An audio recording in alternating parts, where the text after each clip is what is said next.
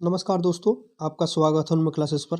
दोस्तों, आज हम करने जा रहे हैं वीडियो री एग्ज़ाम और जूनियर असिस्टेंट 2022 के लिए हिंदी का प्रैक्टिस सेट दोस्तों, ठीक है। और साथ ही साथ ये बंद दरोगा के लिए भी ज़रूरी है दोस्तों, ठीक है। बंद दरोगा के लिए भी, ठीक है। इन तीनों के लिए हम हिंदी का प्रैक्टिस सेट करेंगे दोस्तों। और आज हम हिंदी के प्रैक्टिस सेट में कौन से क्वेश्चन करने वाले हैं?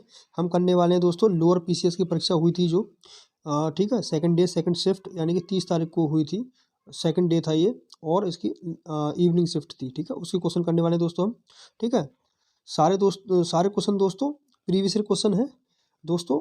अगर आप चैनल पर नए हैं तो पहले चैनल को सब्सक्राइब कर लीजिएगा, उसके बाद ही आगे को वीडियो आगे बढ़ाइएगा दोस्तों, ठीक है। और वीडियो को अंत तक जरूर देखिएगा दोस्तों, ठीक है। एक भी क्वेश्चन मनगढ़ंत कहीं से उठाकर नहीं रख दिया गया है दोस्तों। सारे क्वेश्चन प्रीवियस क्वेश्चन आए हुए क्वेश्चन है, तो ये अपने आप में वैसे ही इंपॉर्टेंट होते हैं दोस्तों, ठीक है। और इनकी इंपॉर्टेंस को आप वैसे ही कम नहीं आंक सकते, क्योंकि ये बार बार रिपीट होते रहते हैं दोस्तों, ठीक है। हम जब से ये प्रैक्टिस सेट चलाए हैं तब से आपने देखोगे बहुत सारे क्वेश्चन एक दूसरे प्रैक्टिस सेट में एक दूसरे एग्जाम में रिपीट हुए हैं, ठीक है। चलिएगा, हो सकता है कि आज भी हम पढ़ें और उसमें भी आपको कोई क्वेश्चन रिपीटेड फॉर्म में मिल जाए, ठीक है। चलिएगा, चलते हैं आगे, देखते हैं अपना पहला क्वेश्चन। तब तक के लिए आप अब तक अगर अभी तक आपने चैनल को सब्सक्राइब नहीं किया है तो चैनल को सब्सक्राइब कर लें दोस्तों, ठीक है। चलिएगा, देखिएगा पहला क्वेश्चन हमारा, निम्नलिखित में से किसके अंतर्गत नियुक्ति, छुट्टियों की स्वीकृति तथा पद वृद्धि आदि की सूचनाएं दी जाती हैं। तो ये छुट्टियां और पद वृद्धि की जो सूचना दी जाती हैं दोस्तों, किसके अंदर दी जाती है? पत्र के द्वारा, परिपत्र, प्रेस विज्ञप्ति या कार्यालय आदेश के द्वारा। तो दोस्तों ये जो सारी सूचना दी जाती है ये दी जाती है कार्यालय आदेश के द्वारा, ठीक है। कार्यालय आदेश के माध्यम से ही क्या दी जाती है? सारी सूचना दी जाती है, ठीक है। क्वेश्चन नंबर 2 है हमारा, निम्नलिखित में से किसका प्रयोग सरकारी स्तर पर अधिकतर भारतीय गजटों में प्रकाशित सरकारी नियम, आदेश, अधिकार और नियुक्तियों की सूचना के प्रसंग में होता है, ठीक है। तो किसका प्रयोग होता है दोस्तों, बताइए? कार्यालय आदेश, अधिसूचना, ज्ञापन या परिपत्र। तो दोस्तों ये होता है अधिसूचना, ठीक है। इसे नोटिफिकेशन बोलते हैं, ठीक है। नोटिफिकेशन दिया जाता है, उसका प्रयोग, नोटिफिकेशन का प्रयोग होता है सारी चीज़ों के लिए, ठीक है। चलिएगा, क्वेश्चन नंबर 3 है, निम्नलिखित में से कौन सा संयुक्त स्वर नहीं है? ये स्वर और व्यंजन से रिलेटेड क्वेश्चन है दोस्तों, बताना है कौन सा संयुक्त स्वर नहीं है। ऐसा आपको स्वर बताना है जो दूसरे स्वरों से मिलकर नहीं बना हो।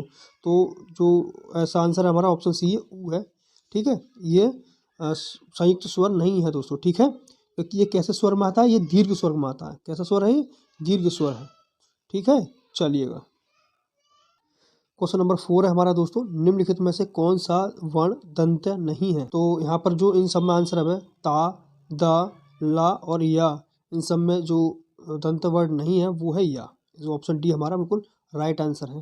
दंत नहीं है, या जो है तालव्य वर्ड आता है, ठीक है। तालव्य में इसका स्थान आता है। दंत ध्वनि सुन लीजिए कौन कौन सी होती है। ता, दा, ला ये तो लिखा हुआ है, ये साथ ही साथ होती है धा, सॉरी हाँ धा होता है, था होता है, सा भी होता है, छोटा वाला सा, ठीक है। ये दंत स्वर में आती हैं ध्वनियाँ, ठीक है। चलिएगा, ठीक, चलिएगा।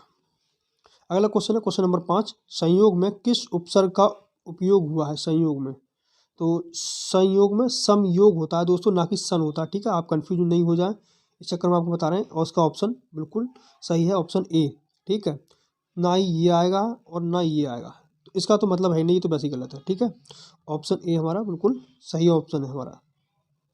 क्वेश्चन नंबर 6 देख लीजिएगा दोस्तों, निम्नलिखित में से किस शब्द की तद्धित प्रत्यय का प्रयोग हुआ था? ठीक है, तद्धित प्रत्यय बताना है आपको, इसमें किस में लगा हुआ है दोस्तों, ठीक है। तो ऐसे क्वेश्चन दोस्तों अगर आप याद कर लें या कुछ समझाते समय क्वेश्चन को देख लें तभी देख पाएँ, वरना बहुत मुश्किल होते हैं, ये बुकों में भी नहीं दे रखे होते हैं, ठीक है। जो हमारी थियोरेटिकल बुक होती है उनमें भी नहीं मिल पाते हैं तद्धित तद्धित वगैरह ऐसे। कुछ ज़्यादा स्टैंडर्ड बुक हो तो बात अलग है, ठीक है। तो इसका जो सही आंसर दोस्तों तद्धित प्रत्यय का वो है वार्षिक। क्या है? वार्षिक। अच्छा, इसके बारे में थोड़ा बहुत बता देते हैं।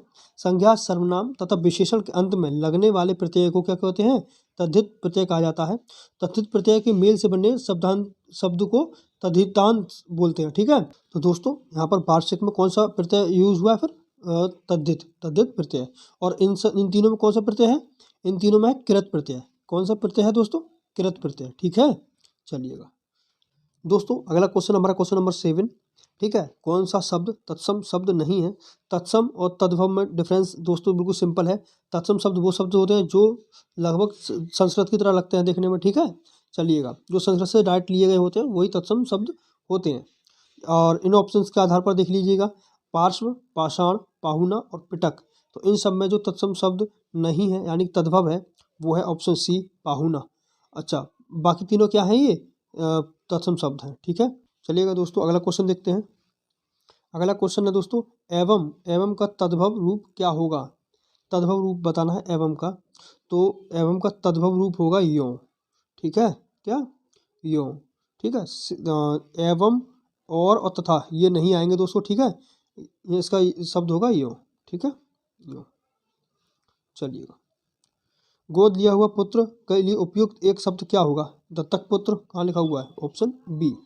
ठीक है, दत्तक पुत्र। ठीक है, क्वेश्चन नंबर 10 देख लीजिएगा दोस्तों अपना। मैंने और रिक्त स्थान है बीच में, मैं सोचा कि भला ऐसा क्यों होता है। किस में सोचा? अंतःकरण में, मन में, चित्त में, आत्मा में। तो दोस्तों यहाँ पर जो हमारा सही आंसर होगा वो होगा ऑप्शन बी, मन में सोचा। मैंने मन में सोचा भला ऐसा क्यों होता है। क्वेश्चन नंबर 11 है उनके बिना तुम कुछ नहीं हो। वाक्य में संबंध बोधक शब्द कौन सा है? कौन सा संबंध बोधक शब्द दे रखा है इनमें से? आपके ऑप्शन है उनके बिना तुम कुछ। तो दोस्तों यहाँ पर जो सही शब्द आएगा दोस्तों, यहाँ पर सही ऑप्शन जो आएगा वो होगा बिना। ठीक है, बिना। यही संबंध स्थापित कर रहा है उनके बिना, उनके बिना। ठीक है, चलिएगा क्वेश्चन नंबर 12 है किस शब्द की वर्तनी शुद्ध है? बाकी तीनों क्या होंगी? अशुद्ध वर्तनी होंगी दोस्तों। तो यहाँ पर पृष्ठ होता है, पर्याप्त होता है, फिर दर्शनी होता है दोस्तों। ठीक है, यहाँ पर जो सही वर्तनी है वो है ब्रज भाषा। ठीक है, ब्रज भाषा। ठीक, चलिएगा अगला क्वेश्चन देख लेते हैं। क्वेश्चन नंबर 13 है राम खाता होगा।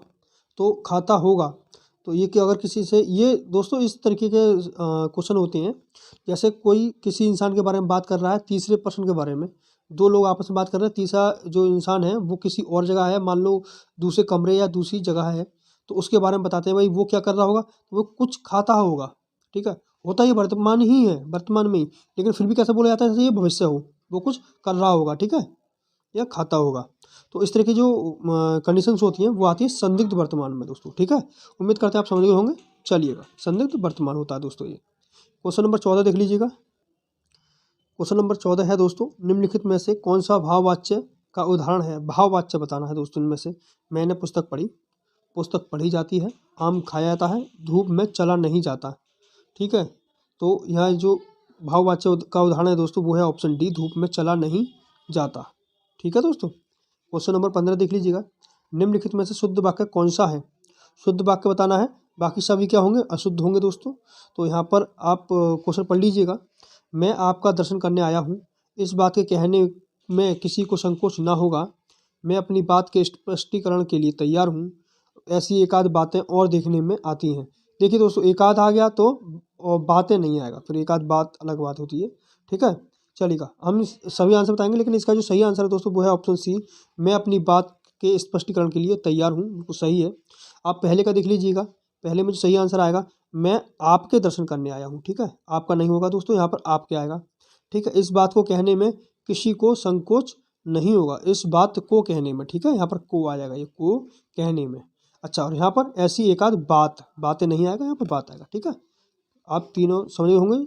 चलिएगा क्वेश्चन नंबर 16 देख लीजिएगा। लेन देन, ब्रह्म मिलन, जड़ चेतन आदि शब्द युग्मों के बीच किस विराम चिन्ह का प्रयोग होना चाहिए? इस वाले का, ऑप्शन बी का, ऑप्शन सी का या ऑप्शन डी का? तो आप सभी को समझ में आ गया होगा तो इस तरह के शब्दों में क्या आता है, इस तरह के शब्द लगे होते हैं। ठीक है, तो ये कौन सा चिन्ह है? इसे बोलते हैं योजक चिन्ह। क्या बोलते हैं दोस्तों इसे? योजक चिन्ह बोलते हैं। ठीक है, क्वेश्चन नंबर 17 देख लीजिएगा। नीचे दिए गए मुहावरे एवं और उनके अर्थ के जोड़ों में से एक जोड़ा गलत है। ऑप्शन एक देख लीजिएगा दोस्तों, अपने पैरों पर खड़ा होना, स्वावलंबी होना, सही है बिल्कुल।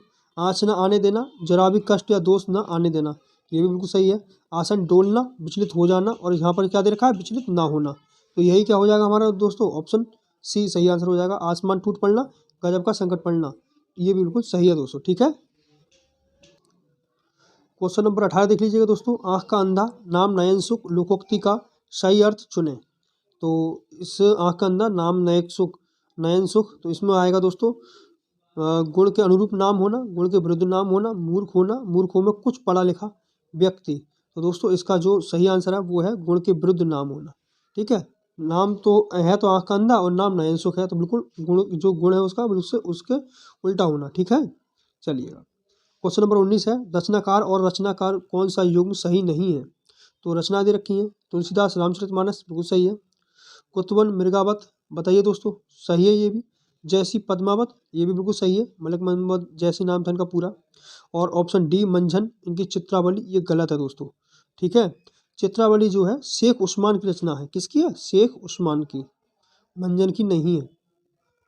क्वेश्चन नंबर 20 है, कछुआ धर्म और मारिशी मोही कुंठाव किसकी रचना है? तो दोस्तों ये जो रचना है वो है चंद्रधर शर्मा गुलेरी, गुलेरी साहब की रचना है दोस्तों ये। ठीक है, याद रखने से। क्वेश्चन नंबर 21 है, वर्ष 2016 का साहित्य अकादमी पुरस्कार किस रचनाकार को दिया गया था? 16 का बताना है दोस्तों। ठीक है, तो ये दिया गया था नासिरा शर्मा को। ये इतना इंपॉर्टेंट नहीं है क्वेश्चन, इस समय ये करंट से रिलेटेड क्वेश्चन था। ठीक है, जिस समय आप तैयारी कर रहे होते हैं उस समय कुछ क्वेश्चन होते हैं। इस समय ये नाम बड़ा फेमस है, रामदरस मिश्र, इनके बारे में पढ़ लेना दोस्तों। ठीक है, अब अगला अगला जो क्वेश्चन आ सकता है इससे मिलता जुलता, तो वो रामदरस मिश्र के ऊपर ही आएगा। ठीक है, चलिएगा। क्वेश्चन नंबर 22 देख लीजिएगा, संघ की राजभाषा हिंदी और लिपि देवनागरी होगी, यह भारतीय संविधान के किस अनुच्छेद में लिखा गया है दोस्तों? तो आपको राष्ट्रीय भाषा का अनुच्छेद बताना है दोस्तों, और ये 343 बिल्कुल सही आंसर है दोस्तों। ठीक है, चलिएगा दोस्तों। तो ये थे आज हमारे टॉप 20 प्लस क्वेश्चन। ठीक है, उम्मीद करते हैं आपको क्वेश्चन पसंद आए होंगे। अगर आपने चैनल को सब्सक्राइब नहीं किया है अभी तक, तो आप पहले चैनल को सब्सक्राइब कर लें दोस्तों। ठीक है, और अपने सभी दोस्तों के साथ में इस सेशन को शेयर कर दिया करें दोस्तों। ठीक है, हमें भी थोड़ा बहुत सपोर्ट करें। ठीक है, चलिएगा, हम भी थोड़ा बहुत मेहनत करते ही हैं आपके लिए चुन चुन के मतलब सेट ला रहे हैं सभी कराने के लिए। ठीक है, वैसे तो आप समय नहीं निकाल पाएंगे, हर किसी के पास बुक लेने की क्षमता भी नहीं होती है कि ज़्यादातर बुकें भी इकट्ठी कर सकें। तो आप 10-15 मिनट दे दिए कि हमें, बस इतने में ही आपका काम हो जाएगा, और हम गारंटी से आपको सारे क्वेश्चन जो प्रीवियस हैं वो करा देंगे दोस्तों। ठीक है, चलिएगा, अभी के लिए इतना ही रखते हैं सेशन। मिलते हैं आपको नेक्स्ट वीडियो के साथ में, तब तक के लिए अपना ध्यान रखिए और अपना पढ़ाई करते रहें। धन्यवाद।